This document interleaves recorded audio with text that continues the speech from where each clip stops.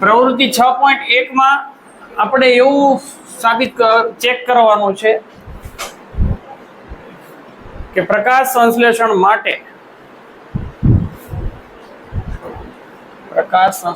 માટે હરિતકણની જરૂર છે. હરિતકણની અંદર શું હોય? ક્લોરોફિલ એટલે હરિતદ્રવ્ય. તો પ્રકાશ સંશ્લેષણ માટે ક્લોરોફિલ અથવા તો હરિતકણ બેમાંથી એક શબ્દ વાપરે તો આપણે આવડવું પડે. તો જરૂર તો છે ક્લોરોફિલ અથવા તો હરિતકણ ન હોય તો પ્રકાશ સંશ્લેષણ ન થાય. દરવાજો બંધ કરી દેતો ન થાય ને. પછી પાણી ન હોય તો, કાર્બન ડાયોક્સાઇડ ન હોય તો, અને પ્રકાશ ન હોય તો પેલા અત્યારે કોની ગેરહાજરી ચેક કરવાની? તો કે હરિતકણ ન હોય તો પ્રકાશ સંશ્લેષણ ન થાય અને હોય તો થશે. હરિતકણ એટલે બીજા શબ્દમાં શું સમજવાનું છે? ચલો તો એક પાંદડું છે, આ એક વૃક્ષ સાથે ચોંટેલું હશે એમ સમજી લો કે શરૂઆતમાં આ વૃક્ષ સાથે,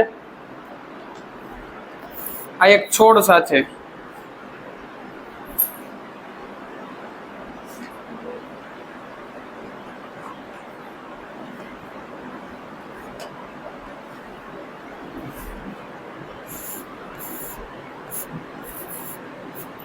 આ એક છોડ છે, એનું એક પાંદડું છે. આ છોડને હું 3 દિવસ અંધારામાં રાખીશ. કેટલા દિવસ અંધારામાં રાખીશ? એનાથી થશે શું? તો કે જૂનો જે સ્ટાર્ચ કે ખોરાક બન્યો હશે, ગ્લુકોઝ, સ્ટાર્ચ કે કાર્બોદિત જે પણ બન્યું છે એ વપરાઈ જશે. એટલે એની અંદર હવે સ્ટાર્ચ કે સ્ટાર્ચ, ગ્લુકોઝ, કાર્બોદિત કઈ ખોરાક વધ્યો નથી. પછી એનું એક પાંદડું લેવાનું, કે આ છોડનું એક પાંદડું, એવું પાંદડું લેવાનું કે જેમાં અમુક ભાગ લીલો કલર છે અને બાકીનો ભાગ પીળા જેવો છે, એટલે મતલબ લીલો નથી. એવા પાંદડા હોય ને ઝાડવામાં, અમુક તો આવે જ તે. તો એવું પાંદડું લીધું, એમાં જૂનો સ્ટાર્ચ તો વપરાઈ ગયો છે. હવે એને સૂર્યપ્રકાશમાં 5 થી 6 કલાક રાખો. એ પાંદડું લેવાનું, હજી છોડ સાથે તો જોડેલું જ છે. એવું પાંદડું આપણે ધ્યાનમાં લીધું અને હજી છોડ સાથે તો આ છોડ સાથે જોઈન્ટ છે. અહીંથી આખો છોડ અલગ, એની સાથે જોઈન્ટ છે. 5-6 કલાક સૂર્યપ્રકાશમાં રાખીશ એટલે પાછો પોતાનો ખોરાક બનાવશે. પછી આ પાંદડાને અહીંયાથી તોડવાનું છે, અહીંથી તોડી નાખવાનું અને નાખવાનું આલ્કોહોલના દ્રાવણમાં. રેડી? હવે એ આલ્કોહોલમાં નાખ્યા પછી એ આલ્કોહોલ વાળું આખું જે બીકર છે, એ બીકરને ઉકળતા ગરમ પાણી નાખવાનું, એટલે આમ ડુબાડવાનું, જેથી આલ્કોહોલને ગરમ કરવાનું છે. સમજાણો? તો ઉકળતા ગરમ પાણીમાં આખું બીકર નાખશું એટલે આલ્કોહોલ ગરમ થશે. ગરમ થશે એટલે આમાંથી બધો જે લીલો કલર છે એ બધો કેમાં આવી જશે? તો કે આલ્કોહોલમાં આવી જશે. હવે બધો લીલો કલર કેમાં આવી જશે? એનો મતલબ બધો હરિતકણ ક્યાં આવી ગયો? તો આનો કલર હવે વયો ગયો. જો કલર જતો રહ્યો, પાંદડું રંગવિહીન થઈ ગયું. પછી રંગવિહીન પાંદડાને મેં શેમાં નાખ્યો? આયોડીનના દ્રાવણમાં. શેમાં? તો કે આયોડીન. આયોડીનનું દ્રાવણ. આયોડીનના દ્રાવણમાં નાખીશ ને તો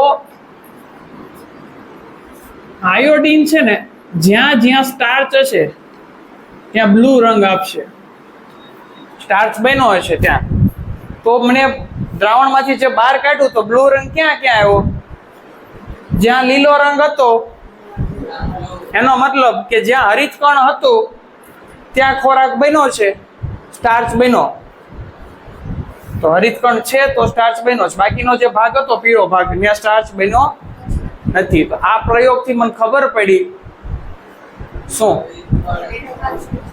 હરિતકણ હોય તો જ ખોરાક બનશે, જ્યાં હરિતકણ નહીં હોય ત્યાં ખોરાક નહીં બને. તો હરિતકણની હાજરી આવશ્યક છે. બીજા શબ્દોમાં કહીએ તો ક્લોરોફિલની હાજરી આવશ્યક છે. સ્ટોરી શું છે? પેલા છોડને અંધારામાં રાખવાનો, જૂનો સ્ટાર્ચ વપરાઈ જાય, પછી 5-6 કલાક સૂર્યપ્રકાશમાં રાખો, પાછો સ્ટાર્ચ બનશે, પછી ક્યાં બન્યો છે એ ચેક કરવા માટે આલ્કોહોલમાં નાખીને એને ગરમ પાણીના ટબમાં, આને કહેવાય ગરમ પાણીનું ટબ, એમાં નાખશો એટલે બધો જ હરિતકણ ક્યાં આવી જશે? આખું પાંદડું કેવું થઈ ગયું? રંગ વિહીન. એને નાખ્યું આયોડીનમાં, તો આયોડીન કોની હાજરી ચકાસે છે? આયોડીન જ્યાં સ્ટાર્ચ હશે ત્યાં બ્લુ રંગ આપશે તો ખબર પડી જશે કે આયોડીનને કારણે બ્લુ રંગ આવ્યો. જો સ્ટાર્ચ હોય તો જ આવે, નકર આવે. તો પરીક્ષામાં ગમે ત્યારે પૂછે તો સ્ટાર્ચની હાજરી ચેક કરવા માટે કોણ વપરાય? આવું એક તમને ભણવામાં આવતું હતું, કાર્બન ડાયોક્સાઇડની હાજરી ચેક કરવા માટે શું વાપરતા હતા? પહેલા ચેપ્ટરમાં આવી ગયું. એ તો હાઇડ્રોજનની હાજરી ચકાસવા માટે સળગતી મીણબત્તી લઈ જાઓ તો ધડાકો થાય તો હાઇડ્રોજન છે. પણ કાર્બન ડાયોક્સાઇડ ચેક કરવા માટે આવી ગયું છે. કાર્બન ડાયોક્સાઇડને ચૂનાના નીતરિયા પાણીમાં એટલે કે CaOH2 માં નાખો તો શું બની જાય? CaCO3 એટલે કે દ્રાવણ દૂધિયું થઈ જાય. કાર્બન ડાયોક્સાઇડ હોય તો દ્રાવણ દૂધિયું થશે, નક્કર. તો કાર્બન ડાયોક્સાઇડની હાજરી ચેક કરવા માટે શું વપરાય? તો ચૂનાનું નીતરિયું પાણી અથવા તો કેલ્શિયમ હાઇડ્રોક્સાઇડ, આ એનું નામ છે. રેડી?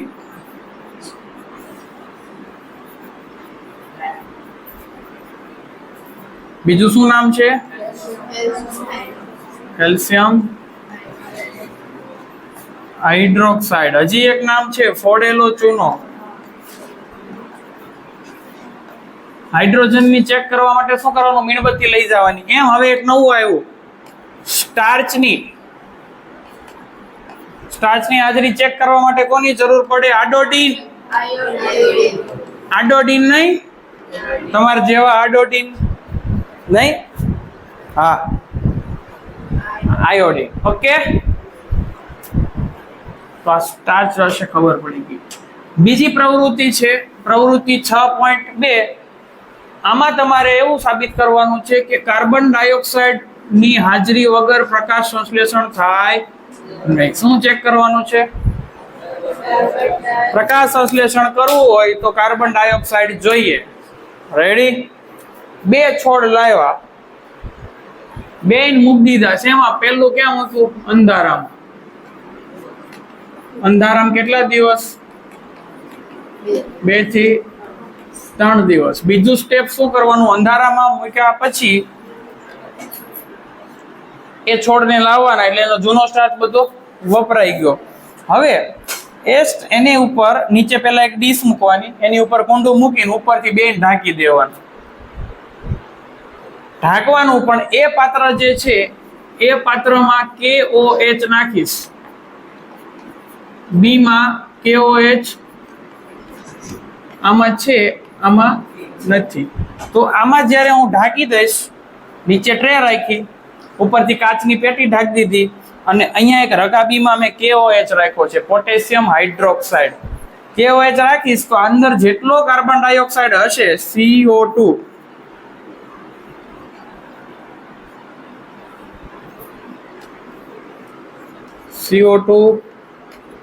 એ બધું જ ક્યાં આવી જશે? હવે KOH શોષણ કરી લેશે. એનો મતલબ હવે આ રહેવાના નથી. આમાં CO2 છે, એનું કોઈ શોષણ કરવાનું, આમાં બધા કાર્બન ડાયોક્સાઇડ નું શોષણ કોણે કરી લીધું? હાલ આટલું થઈ જાય પછી ત્રીજા સ્ટેપમાં પાછું 2 થી 3 કલાક ક્યાં રાખવાનું? સૂર્યપ્રકાશમાં. તો સૂર્યપ્રકાશમાં રાખશો તો કેમાં સ્ટાર્ચ બનશે? ચાલો હવે સૂર્યપ્રકાશ લઈ આવીએ. તો તડકો તો 2 ઉપર પડશે, પરંતુ જ્યાં કાર્બન ડાયોક્સાઇડ નથી ત્યાં સ્ટાર્ચ નહીં બને. આમાં બનશે, પણ આપણને ક્યાં ખબર પડી કે બન્યો કે નહીં? તો પાછું એનું એક પાંદડું તોડી લેવાનું, આ પ્રોસેસ પાછી કરવાની.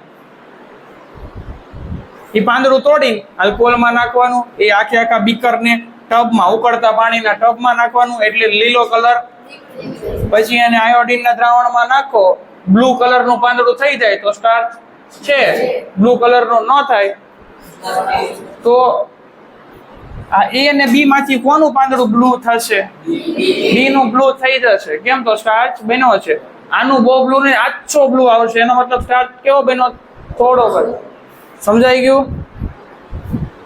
તો એનાથી ખબર શું પડી હતી આપણે આગળના પ્રયોગમાં? કાર્બન ડાયોક્સાઇડ વગર સ્ટાર્ચ બને, પ્રકાશ સંશ્લેષણ થાય. એ જ રીતે એમાં એવું કરવાનું છે કે પ્રકાશની જરૂર છે એવું ચેક કરવાનું. શું? સૂર્ય પ્રકાશ સંશ્લેષણ કરવું હોય તો પ્રકાશ જરૂરી છે, એની વગર થાય નહીં. તો શું કર્યું કે મેં એક આ જે છોડ છે એ છોડનું એક પાંદડું નહીં, પાંદડું આવે, પાંદડું છે એને મેં ઢાંકી દીધું. હવે એને ગમે એનાથી ઢાંકી શકો, પણ એવો પદાર્થ લેવાનો જે પ્રકાશ આરપાર જાય નહીં. એ લોકોએ આને નામ આપ્યું છે ગેનોંગનો પદડો.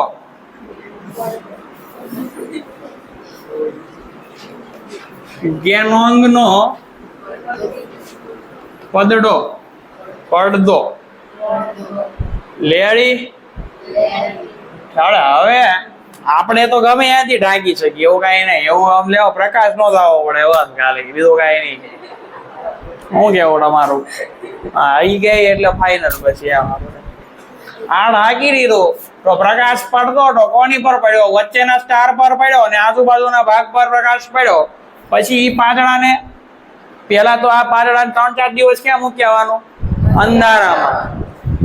આ ઢાંક્યા પેલા એને ક્યાં મૂકવાનું? ઢાંક્યા પેલા અંધારામાં. અંધારા મૂકી આવી જાય, બીક લાગે ને?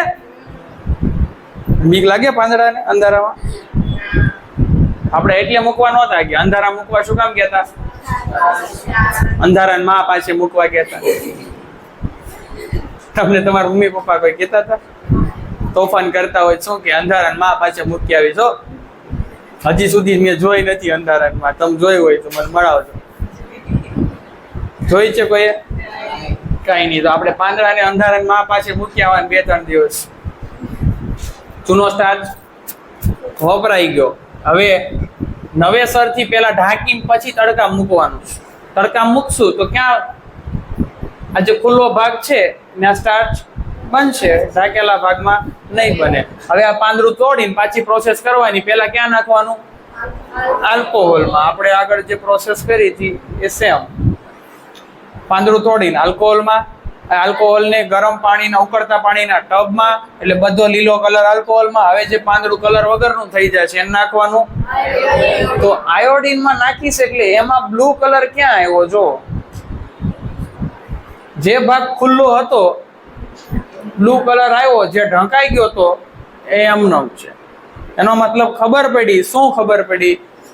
સૂર્યપ્રકાશની હાજરી હોય ત્યાં જ સ્ટાર્ચ બને. આ 3 સવાલ છે, સેમ પ્રોસેસના છે ને? પેલા અંધારા માં પાસે મૂક્યા, પછી પાછા લઈ આવીને થોડીક વાર તડકે રાખવાના, હે ને? ઘરે જઈને પૂછજો મમ્મીને, મમ્મી નાના હતા તે ઓલી અંધારા માં વિશે વાત કરી હતી ને, બોલાવો જોઈ લેવું. આજે ઈ નહીં કા હું નહીં. સ્વયંપોષી સજીવો તેમની જરૂરિયાતની કાચી સામગ્રી ક્યાંથી મેળવે? સ્વયંપોષીમાં આવે કોણ? ઈ તો કયો? વનસ્પતિ. બેટી રૂમાલ ખાય છે. લે તો પેન્સિલ ખાશો? કાંઈ નહીં, હાલો ધ્યાન. સ્વયંપોષીમાં આવે વનસ્પતિ. એની માટે કાચી સામગ્રી એટલે શું આવે? તો કે ખનિજ ક્ષાર. જમીનમાંથી મૂળ દ્વારા શોષણ કરે. પાણી જમીનમાંથી મૂળ દ્વારા શોષણ કરે. સૂર્યપ્રકાશ તો એ તો બહારથી વાતાવરણમાંથી મળશે. ઓક્સિજન ગુમાવે, કાર્બન ડાયોક્સાઇડ મેળવે. એ ક્યાંથી મળે? વાતાવરણમાંથી. વાતાવરણમાંથી પાંદડાના પર્ણરંધ્ર એટલે શું આપણે નામ વાયુરંધ્ર ત્યાંથી કેચઅપ કરશું. ચાલો જોઈએ. તો ચાલો સવાલ ફરીથી લખો. છોયા પોષી સજીવો તેમની જરૂરિયાતની કાચી સામગ્રીની પ્રાપ્તિ નીચે મુજબ કરે છે. એક લીટી થઈ ગઈ. પછી પેલી વાત કરવાની કોની? એમ તો વાક્ય અહીંથી શરૂ કરો તોય હાલે, પણ તોય એને ઉમેરું. જો પ્રકાશ સંશ્લેષણમાં ઉપયોગી કાર્બન ડાયોક્સાઇડ વાતાવરણમાંથી વાયુરંધ્ર દ્વારા મેળવે છે. પછી તો આપણે નવો વાક્ય બનાવવો હોય તો એમ એવું ને, પ્રકાશ સંશ્લેષણમાં ઉપયોગી પાણી મૂળ દ્વારા મેળવે છે. પાછો હજી એક નવો પોઈન્ટ બને. ખોટું તો નથી ને? પ્રકાશ સંશ્લેષણમાં ઉપયોગી ખનિજ ક્ષાર મૂળ દ્વારા મેળવે છે. પછી ત્રીજો, પ્રકાશ સંશ્લેષણમાં ઉપયોગી પ્રકાશ સૂર્ય દાદા દ્વારા મેળવે છે. આ બધું આવી ગયું ને. એટલે આ બાયોલોજી એવું છે કે આપણે જાતે બનાવી શકાય, ગોખણપટ્ટીની જરૂર નથી. સ્થળજ વનસ્પતિ એટલે કે જમીન ઉપર ઉગતી વનસ્પતિ એ પ્રકાશ સંશ્લેષણ માટે જરૂરી. એવું જો પાણી. પાણી ક્યાં? તો કે મૂળ દ્વારા ભૂમિબેન પાસેથી શોષણ કરી લે. પછી નાઇટ્રોજન દાદા, ફોસ્ફરસ ભાઈ અને આયન એનો છોકરો. નામે એવા જ છે. જો લાઈનમાં આ લેટેસ્ટ નામ છે, મીડિયમ દાદા છે. ત્રણે ત્રણ અને મેગ્નેશિયમ એની બેન, આયન ભાઈ ની બેન. આ બધા દ્રવ્યો છે એ જરૂરી છે. પ્રોટીન ને એવું બધું બનાવવું હોય ને, ખાલી ગ્લુકોઝ થોડો બનાવવો હોય. હાલો, ગ્લુકોઝમાં તો ખાલી C6H12 આટલું જ આવે. પણ આ તો ગ્લુકોઝમાં પણ બીજું બધું ઘણું બનાવવાનું હોય. પ્રોટીન બનાવવાનું હોય, મિનરલ્સ આવે. આ બધું ક્યાંથી? તો કે એ બધું આ બધું જોઈએ. મેગ્નેશિયમ, આયર્ન, ફોસ્ફરસ, પોષક તત્વો ઘણા આવે ને વનસ્પતિમાંથી. બધા પોષક તત્વો બનાવવાના. તો નાઇટ્રોજન કેવું છે? તો અતિ આવશ્યક ખનિજ તત્વ છે. વનસ્પતિ નાઇટ્રોજનને કઈ રીતે? તો કે અકાર્બનિક નાઇટ્રેટ કે નાઇટ્રાઇટના સ્વરૂપમાં મેળવી શકે છે. આવું તમને યાદ હતું? ગયા ધોરણમાં નાઇટ્રોજન ચક્ર આવતું હતું, 8મામાં તો મોઢે કર્યું હતું, પણ યાદ હતું. અત્યારે છે નહીં. કેમ? તો કે પરીક્ષા પૂરી થાય ને, વાર્ષિક પરીક્ષા જેવી પૂરી થાય ને એટલે બહાર આવીને બોલે હાઈસ માંડ ગઈ. કે હાઈસ બોલે ને ત્યાં આખા વર્ષ જેટલું વાંચ્યું હોય ને બધું પૂરું થઈ જાય, એટલે ભૂલાઈ જાય. તમે મગજને હાઈસ કીધું તો હાઈસ થઈ ગયું. એમ કીધું હોત કે નહીં, આ બધું ઇમ્પોર્ટન્ટ છે, માત્ર પરીક્ષા માટે નથી, તો મગજ સારી રીતે યાદ રાખે. જેમ કયો એમ કરે. એ તો હે ને.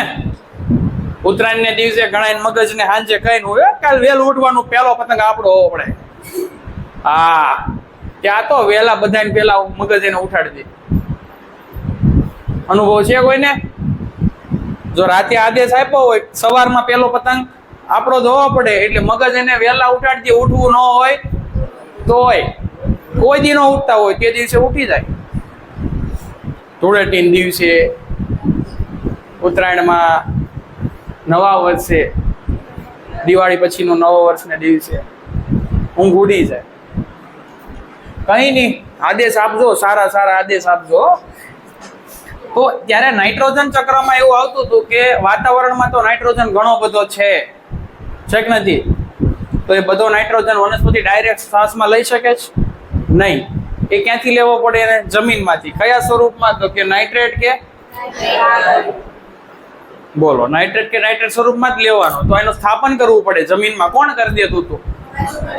રાઇઝોબિયમ નામના બેક્ટેરિયા. અને બીજું કઈ રીતે સ્થાપન થતું હતું? વીજળીના ચમકારા દ્વારા. યાદ આવ્યું? નહીં, બે હતું. વીજળી ચમકારા હતું અને રાઇઝોબિયમ. તો નાઇટ્રેટ કે નાઇટ્રાઇટ બન્યો, એના સ્વરૂપમાં મેળવે. પછી એમાં શું બનાવે? પ્રોટીન ને અન્ય સંયોજનો સંશ્લેષણમાં ઉપયોગ કરે. અથવા કેટલાક બેક્ટેરિયા દ્વારા વાતાવરણના નાઇટ્રોજનથી કાર્બનિક પદાર્થ બને. તો અમુક બેક્ટેરિયા સીધો કાર્બનિક પદાર્થ ખાતર જ બનાવી દે. એ ખાતર સીધું જમીનમાંથી વનસ્પતિ નાઇટ્રોજન સ્વરૂપે લઈ લે. ખ્યાલ આવ્યો? આપણા શરીરમાં આપણું શરીર છે ને કાર્બનિક પદાર્થનું બન્યું છે. શેનું? કાર્બન પછી સૌથી વધારે જોતું હોય ને તો આપણે નાઇટ્રોજન જોતું હોય. નાઇટ્રોજન સ્વરૂપ એટલે કે આપણું જે પ્રોટીન છે ને, પ્રોટીન એમાં મોસ્ટલી નાઇટ્રોજન વધારે હોય. શેમાં? પ્રોટીનમાં. અને આપણા શરીરમાં નિકાલ થાય છે, મૂત્રત્યાગ થાય છે, એમાં યુરિક એસિડ હોય છે. યુરિક એસિડ, તો એમાં પણ નાઇટ્રોજનનું પ્રમાણ સૌથી વધારે હોય છે. ખ્યાલ આવ્યો? મળત્યાગ થાય છે કાર્બનિક પદાર્થ છે, પણ મૂત્રત્યાગ થાય છે એ નાઇટ્રોજન યુક્ત હોય છે. એટલે મળ અને મૂત્ર એ ખાતર બને છે એનું, અને એ વનસ્પતિ માટે ખોરાક છે ને એમ. તો આ બહુ સિમ્પલ સાદો સવાલ હતો. આપણા સ્વરૂપમાં આપણા જાતે આપણા શબ્દોમાં લખી શકીએ. હવે બહુ મજા આવે એવું છે. આગળને ઓળખો ને, આ 10મો સવાલ વિષમપોષી પોષણ. એના વિશે સંક્ષિપ્તમાં એટલે નાની કઈ આવડી મોટી સમજૂતી આપી. મજાક કરે છે. કઈ નહીં. હાલો, ક્લોરોફિલ હોય તો સ્વયંપોષી, ક્લોરોફિલ ન હોય તો ક્લોરોફિલ વગરના સજીવો છે વિષમપોષી પોષણ દર્શાવે છે. એટલે ક્લોરોફિલ બી. અન્ય સજીવોએ તૈયાર કરેલો ખોરાક હોય, જટિલ ખોરાક હોય, એ કોણ ખાય? તો કે આ વિષમપોષી એ પોતાના ખોરાક સ્વરૂપે લે. જટિલ અન્ય કોણે તૈયાર કર્યો હતો? અન્ય એટલે કોણ? વનસ્પતિએ તૈયાર કરેલો ખોરાક વિષમપોષી દ્વારા ઉપયોગમાં લેવાય. તો આપણે શેમાં આવીએ છીએ? તો પછી એના વેરાયટી કઈ રીતે થાય? તો કે ખોરાકના સ્વરૂપ. બધાને ખોરાકનું સ્વરૂપ સરખું હોય છે. અમુક માંસાહારી હોય, શાકાહારી હોય, વિષાહારી, બધાનું સ્વરૂપ સરખું હતું. અમુક જટિલ દ્રવ્યો ખાતા હોય, અમુક સરળ દ્રવ્યો ખાતા હોય. એવું. પછી તેની પ્રાપ્યતા કે ક્યાંથી મળે છે એની આધારે પ્રકાર અલગ આવશે. પછી ખોરાક ગ્રહણ કરવાની રીતને આધારે વેરાયટી આવશે. એને આધારે વિષમપોષી પોષણના વિવિધ પ્રકારની વેરાયટી થાય. તો વિષમપોષી પોષણના પ્રકાર કોના આધારે થાય છે? તો ખોરાકનું પ્રાપ્યતા. હવે ખોરાકનું સ્વરૂપ જોઈ. રેડી? કોકને ખોરાકનું સ્વરૂપ કેવું હોય? સ્થિર હોય. અને કોકનું ગતિશીલ હોય. જેમ કે ગાય ઘાસ ખાવા જાય, એનો ખોરાક સ્થિર છે. એ ઘાસ ખાવા જાય, ઘાસ ને ઉભું રહે. પણ વાઘ હરણ ખાવા જાય, હરણ ભાગી જાય, એનો ખોરાક ભાગી જાય. આપણે ભાખરી ખાવા જઈએ સવારમાં, તો રોટલી ન્યાય ભાખરી ન્યાય ભાગી જાય. આપણે આમ લેવા જઈએ ભાગી જાય નહીં. તો એ આપણું સ્વરૂપ કેવું છે? સ્થિર છે. પણ માંસાહારીનો ખોરાક જોજો. માંસાહારી એટલે જે શિકાર કરે, વાઘનો ખોરાક એ ખાવા જાય ને તો એનો ખોરાક ભાગે, ગતિશીલ. બિલાડીનો ખોરાક ઉંદરડો ભાગે. રેડી? તો જેમ કે ઘાસનો ઉપયોગ ગાય કરે છે તો એ સ્થિર. આમાં હરણ, એનો ઉપયોગ કોણ કરે છે?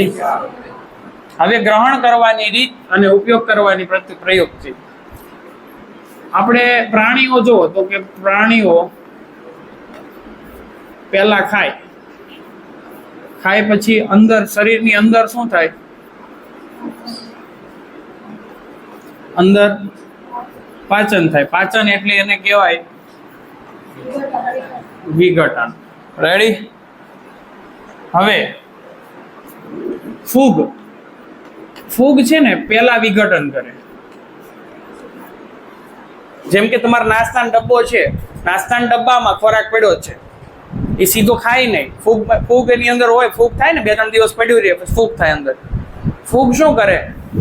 પેલા વિઘટન કરે. વિઘટન કરીને સરળ કરી નાખે. એટલે પેલા વિઘટન કરે. આપણે પેલા ખાઈએ એટલે શું ખાધું આપણે?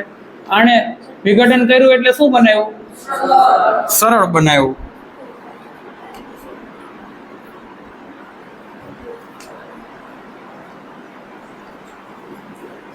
અને આને આપણે ડાયરેક્ટ જે ખાઈએ છીએ વનસ્પતિનો ખોરાક, જટિલ. આને વિઘટન કર્યું, વિઘટન કરીને સરળ કરી નાખ્યું, સરળ કર્યું પછી ખાધું, પછી ખાય. તો વિઘટન ક્યાં કર્યું?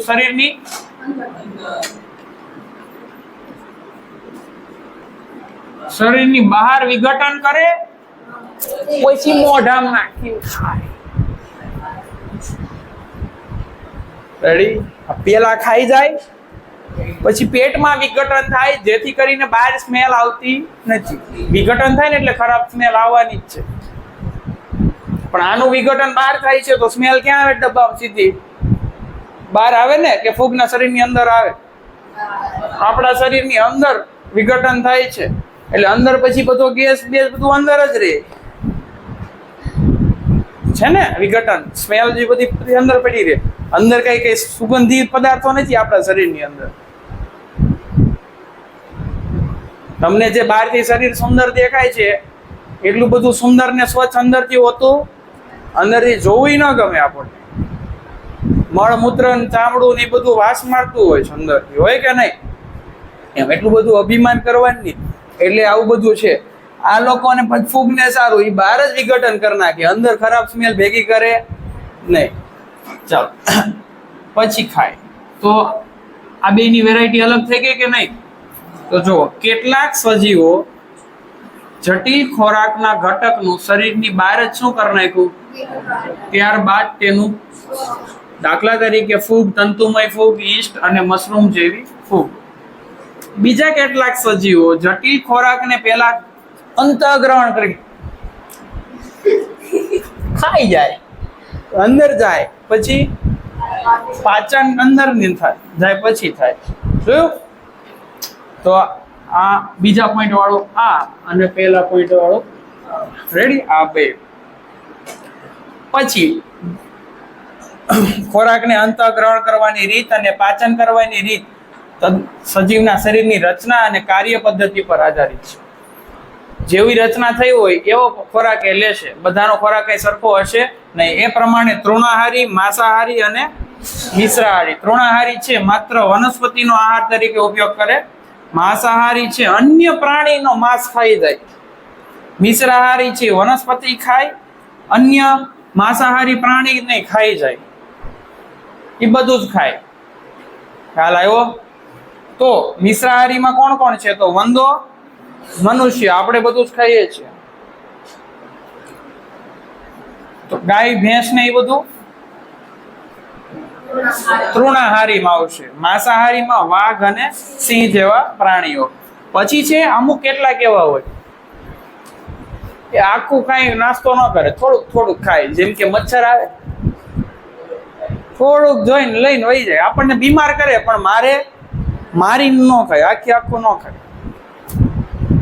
ખ્યાલ આવ્યો કે નહીં?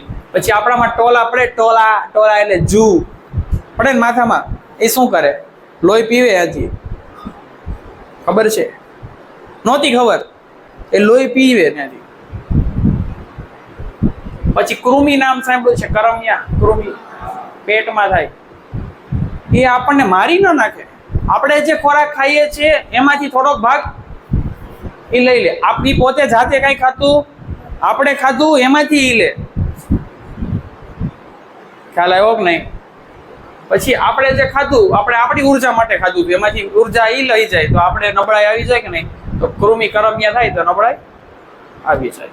પછી વનસ્પતિ આવે. અમુક વનસ્પતિમાં અમરવેલ નામની વનસ્પતિ આવે ને, એમાં એક વેલ આવે, અમરવેલ. એ પોતે છે ને કાંઈ પોષક તત્વો ક્યાંયથી ન લાવે. બીજા પાસે પોષક તત્વો હોય ને, આ સમજી લો મોટું વૃક્ષ છે, ત્યાં અમરવેલ વીંટાઈ જાય. પછી પોતાના કાંટા છે ને એની અંદર ખોતાડ દે. પોતે પોષક તત્વો ન લાવે. આણે જે જમીનમાંથી મેળવા હોય આ વનસ્પતિએ, એમાંથી પોતે થડમાંથી કાંટા ખોતાડ્યા હોય, ત્યાંથી પોતે શોષણ. એટલે વનસ્પતિ બીમાર પડી જાય, અમરવેલ તાજી થાય. તે બીજા ઉપર આધાર રાખીને જીવન જીવે છે. પોતાનો ખોરાક જાતે ખાવાય જતું તો એને કહેવાય પરોપજીવી. કેવા કહેવાય? તો કેટલાક સજીવો વનસ્પતિ અને પ્રાણીને મારી નાખ્યા વગર તેમાંથી પોષણ પ્રાપ્ત કરે, માર્યા વગર. દાખલા તરીકે અમરવેલ ઉદય, જુ, જળો, પટ્ટી કૃમિ. કરમિયા વિશે તો તમને ખ્યાલ હશે, નાના હશે લગભગ 10 માંથી 8 બાળકોને કરમિયા થઈ જાય. કેમ તો કે ગળું ખાવાની ટેવ હોય અને દૂધ પીતા હોય સૌથી વધારે નાના હોય ત્યારે, એટલે કડવો ખોરાક ઓછો જતો હોય, એટલે કડવું હોય ને એ જંતુનાશક છે. તો મીઠું જેટલું ગળું જ્યાં વધારે છે ને ત્યાં જંતુ વધારે થશે. જેમ કે કેરીને પાકી જાય પછી એ બગડવાની શરૂઆત થાય. લીમડામાં જીવડા ન થાય, લીમડાનું જે લીંબોળી આવે એમાં ઈયળ ન થાય, ઈયળ મરી જાય. એટલે કડવી વસ્તુ જંતુનાશક છે, મીઠી વસ્તુ એ જંતુનો ઉપદ્રવ વધારે. તો બહુ ગળું ખાધા રાખો, પછી તમારી સાથે થોડું કડવું ખાવું જરૂરી. તમને નાના હશો ત્યારે પીવડાવતા હશે મમ્મી. શું પીવડાવતા? કડવું તરીકે કડવું કડિયાતું. તો કોને પીવડાવેલું કડવું કડિયાતું? 1 2 તાવ આવે ત્યારે પીવડાવી દે. પછી લીમડાનો ગળો પીવડાવી દે. લીમડાનો પછી અરડુસી. અરડુસી ઘણાય પીધી છે. કેટલાય પીધી છે અરડુસી પાનનો રસ. કડવો હોય ને એ જંતુનાશક છે. ખ્યાલ આવ્યો ને?